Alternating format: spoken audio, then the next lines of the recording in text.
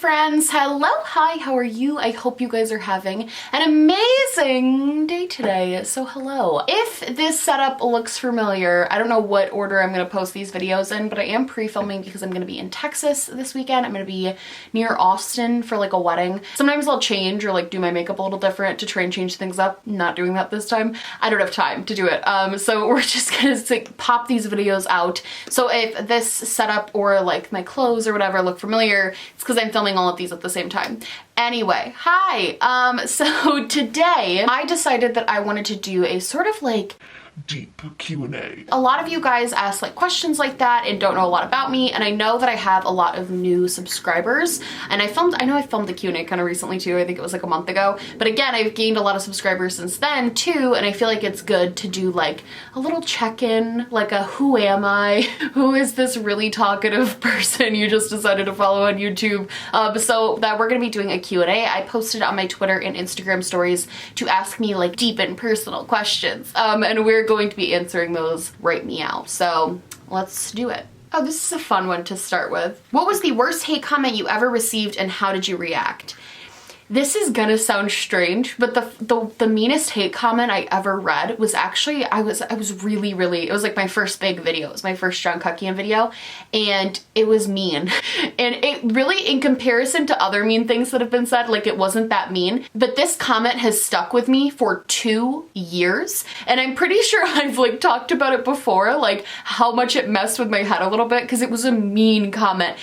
Basically, this dude commented and was like, great video, like you made some great points, like whatever. And then at the end, he was like complimenting the video. And then at the end of the video, he was like, I hope you're enjoying all this success now. Seems like you're just gonna be a flash in a hot pan. Something to that he literally said the words flash in a hot pan, and those are the words that stick with me. Those are the words that have like I literally have talked about this, I'm pretty sure, before on my channel, because it messed with me. Like I turned to my boyfriend and I was like, oh my god, like I'm so happy with how well things are going, like what if he's right? Like I'm a lot less insecure about it now, especially since the channel's been doing so well and it continues to do well. Obviously I'm doing something right, obviously I'm not just like a flash in a hot pan, but if that guy is watching this, that comment messed with me for so long, because it just made me, every time it would lull, or YouTube would lull, or I would like lose subscribers or like whatever, I would just be like, oh my god, it's happening, like my flash is done. So that was like a really mean comment that definitely really stuck with me. And then I'm trying to think of other ones. There's some on like gossip forums that have messed with me a little bit, because those ones get nasty. And I think the worst one I read, somebody had posted my like prom story time video where I was in a wheelchair at prom because I hyperextended, dislocated, and broke my kneecap, just for context. And at prom, there's pictures of me with a wheelchair and crutches, because I needed the crutches to do like certain things, and I needed the wheelchair for most of the time because I couldn't walk, because I hyperextended, dislocated, and broke my knee. And the person was like, look at this, I'm gonna bleep it, but she was like, look at this attention whore, like she needed crutches and a wheelchair, like I bet she milked it for everything it was worth. And I was just like that one is more funny now, but at the time I was like so hurt that somebody would hate me so much to call me an attention whore because I like broke my knee. There's been other comments, any comments about my family or about Charles make me so mad. I get like really defensive and really heated. I think that's normal though. I think most people, like if you talk about a YouTuber's loved ones, they're gonna react to that in a negative way, because it's just a mean thing to do. They didn't sign up to have mean things said about them online, so you shouldn't bring them into things. You know what I mean? Like when people say things about like my mom or Charles, I'll lose it. And then somebody said something mean about my dog once, that he was morbidly obese, and I lost it because I was just like, what? What's wrong with you? So these two questions are basically the same. Basically says, if YouTube at any point in time started paying you more than your future career in social work, would you give up your passion for that financial security? So no. And the other one is, if your channel continued to grow rapidly and you were getting money, is there a possibility you wouldn't go into social work and would become a full-time YouTuber? So no, me becoming a full-time YouTuber is really not in my plan at all. I would have to get like 20 million subscribers to ever feel comfortable doing that. And I don't even think I would want to, even if I had like millions of people following me. Kind of similar to how Christine from Simply Illogical views it. Number one, I feel like I would be so bored. And number two, I just feel like YouTube can go away in a day. You know what I mean? I would always want to have financial security via a job that I could make sure that job covers all of my bills, and anything from YouTube is just like extra. So no, I would never be a full-time YouTuber. I have talked to Charles about it, and we've talked about and we played around with how the finances would work if I did YouTube part-time and I did a job part-time. So I kind of like together would be a full-time job, but they would both be part-time. But even if I did that, the part-time job would still have to cover our bills. That's kind of what we've talked about.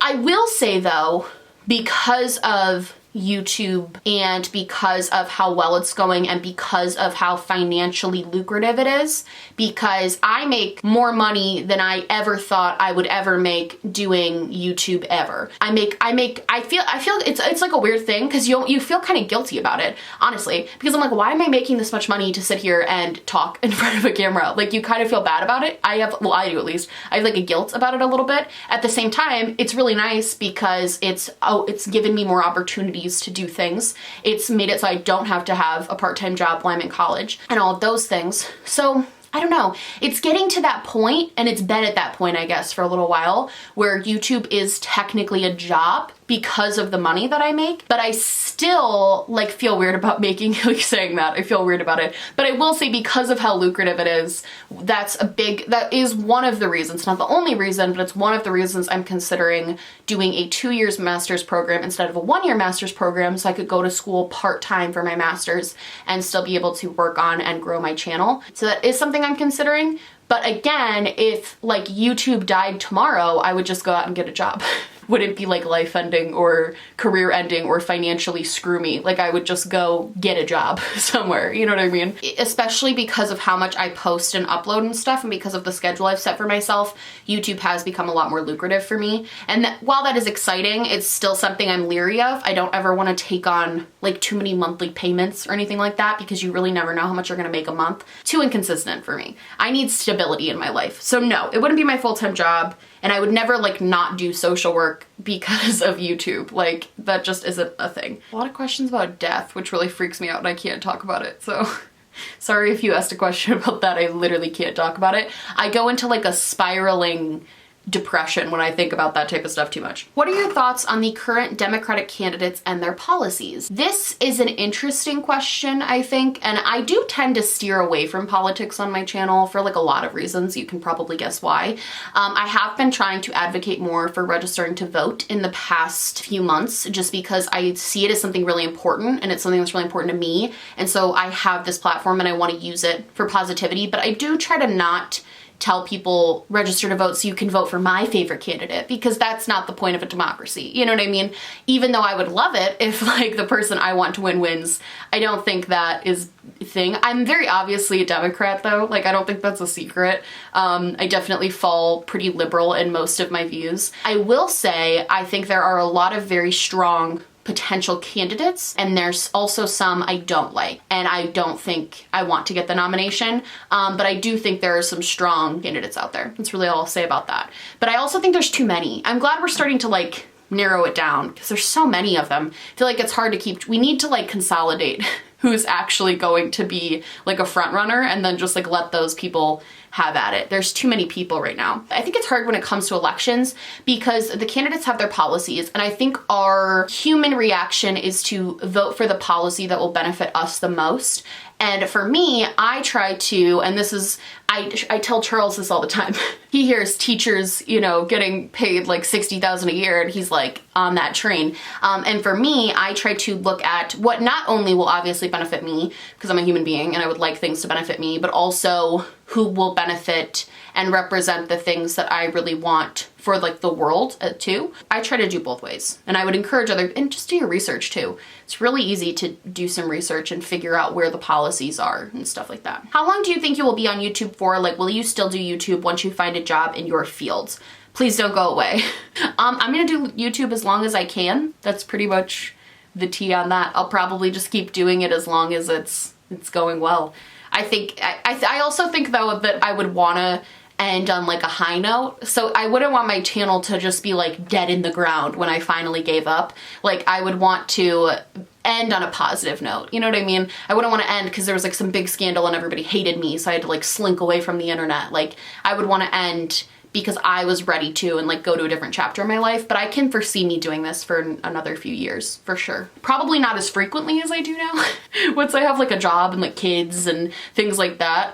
But I definitely foresee me doing this for a while. What is your biggest regret when it comes to your YouTube channel? If you have any, love you so much. I think my biggest, this might sound bad actually, but I think my biggest regret is sharing too much personal information when I was smaller, because I always like was of the mindset that I wanted to be very open and very honest with my subscribers, and I wanted to speak honestly about what I experienced in my life and like my past as a, you know, as a kid, like all those things. Like I wanted to do all of that. And then once I started to open up about those things more, people took it as a target to dislike me and attack me.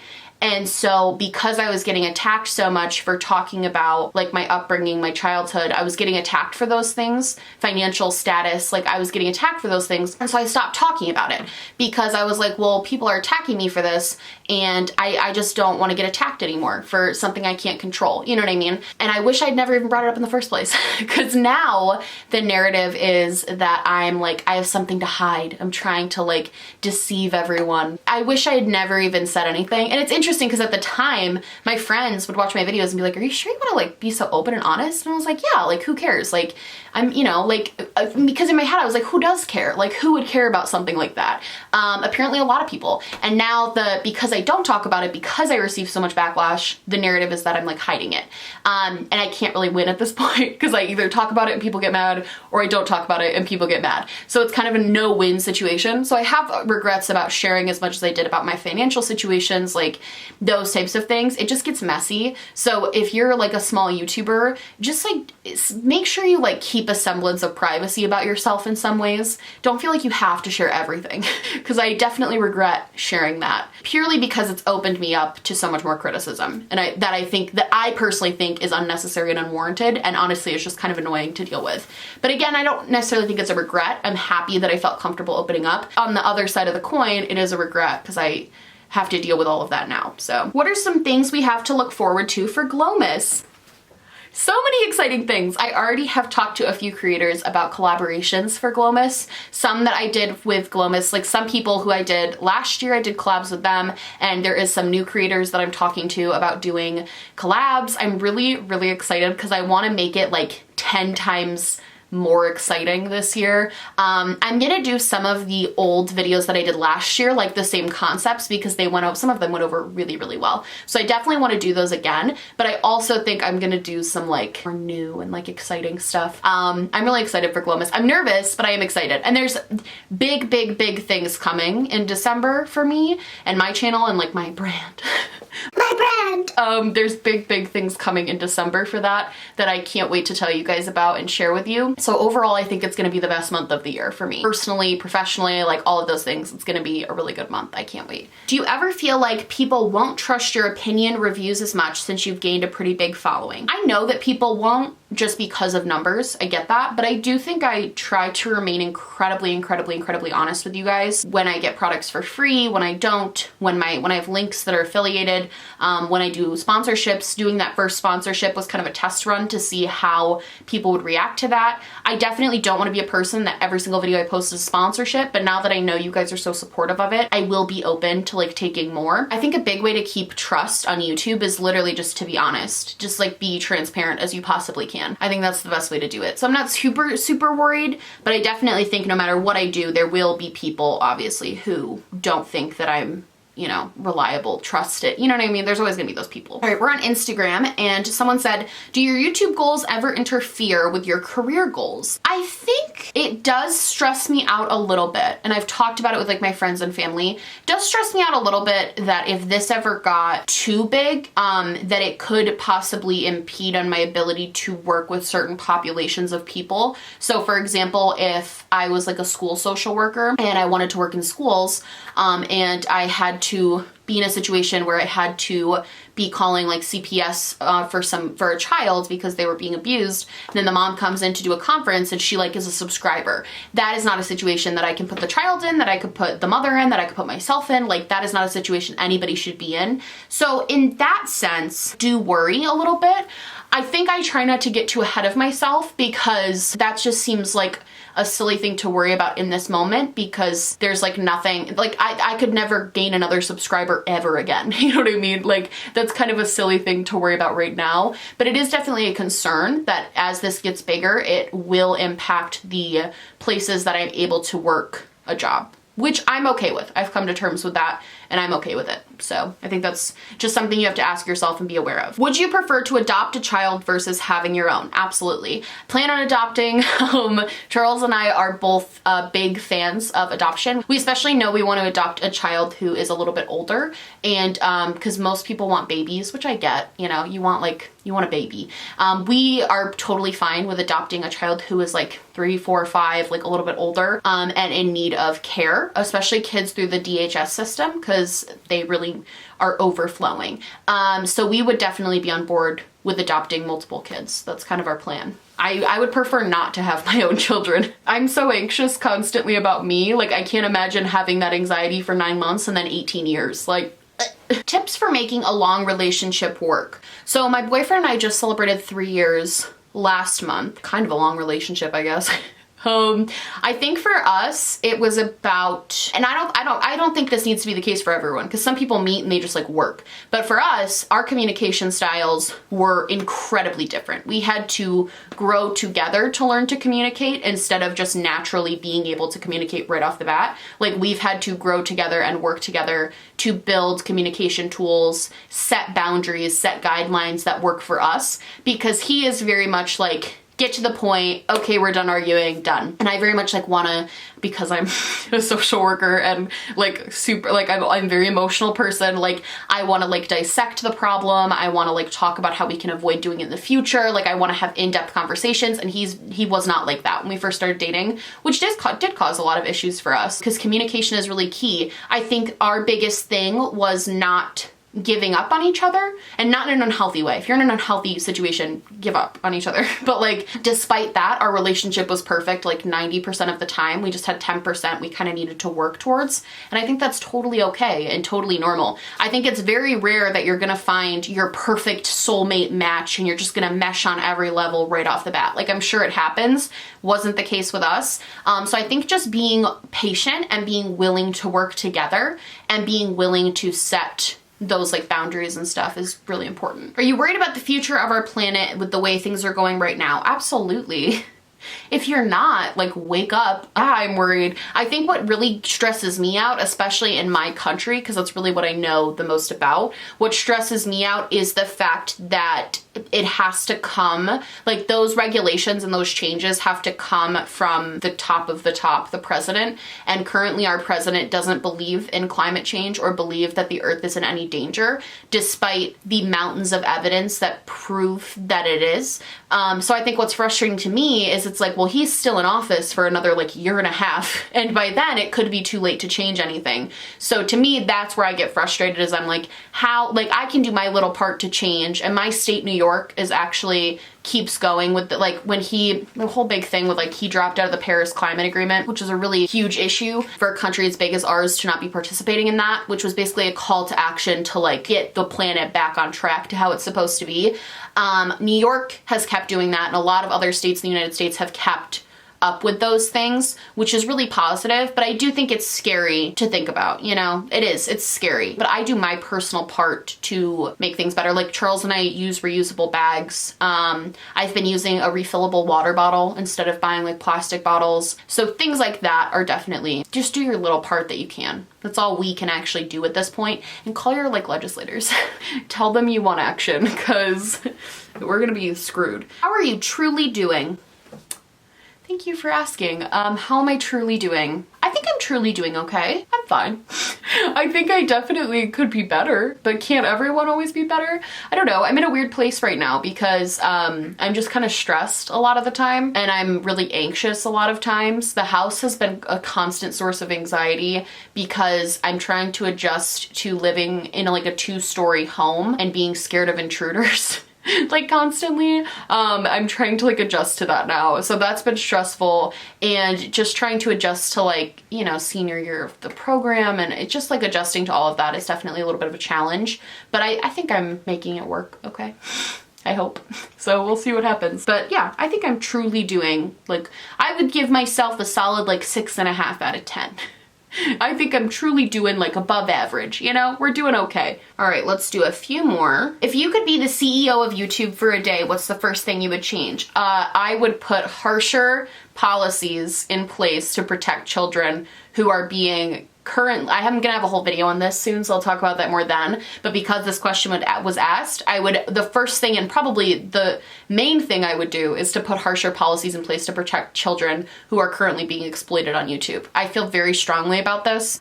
So much so that I actually might, I know this is like such an annoying thing to say, but so much so that I actually might like start doing something about it when I get out of school. Like if this is still a problem that I'm seeing, I would 100% love to start advocating for kids on YouTube and advocating for their rights, because I just find it so sickening. So that would probably be the first thing that I would do. What ordinary thing actually amazes you? You know what? Recently, I came to the realization that because we're at the house now, we are gonna have kids for trick-or-treating, and I am so excited to like, I'm not like super spooky or like super into Halloween or anything like that, but I just like cannot wait to like decorate the house and like have little trick-or-treaters come, and I want to be the house that has like the good candy. Like I want to make sure we have the best candy for all the kids. Like I am just really excited to have, I know it's super ordinary and like I'm sure people get annoyed with it after a few years, but I'm just so excited to have trick-or-treaters and to be able to pass out candy and to be like a fun house.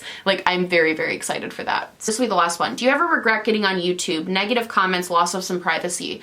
Some days I do, I think, if I'm being honest. Some days are harder than others. Like some days, you know, you get a really nasty comment or whatever, but I think the days where I like regret it are significantly outweighed by the positive comments that I get. Like I think the nicest comment I got recently, and if you're watching this video, like, know the person who wrote this. I truly cried when I read your comment. A woman told me that a year and a half ago, she watched one of my videos about me going to college. I'm gonna tear up like talking about it because I actually cried when I read this comment. It was like the nicest thing anyone's ever said to me.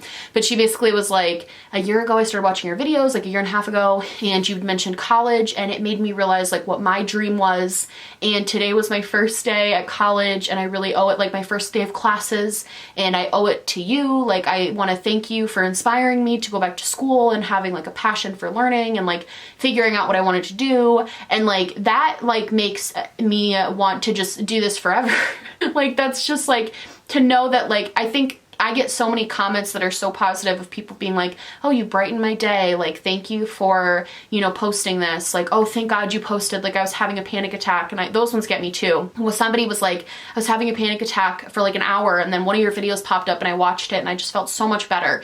And I commented back and I was like, I have panic attacks and I watch YouTubers to make me feel better. So to know that I get to be the YouTuber that you watch that makes you feel better is so beautiful. And it's so amazing. And it's just, I've said it before and I'll keep saying it forever. Doing this has exceeded all of my expectations of where I ever thought I would be on this channel.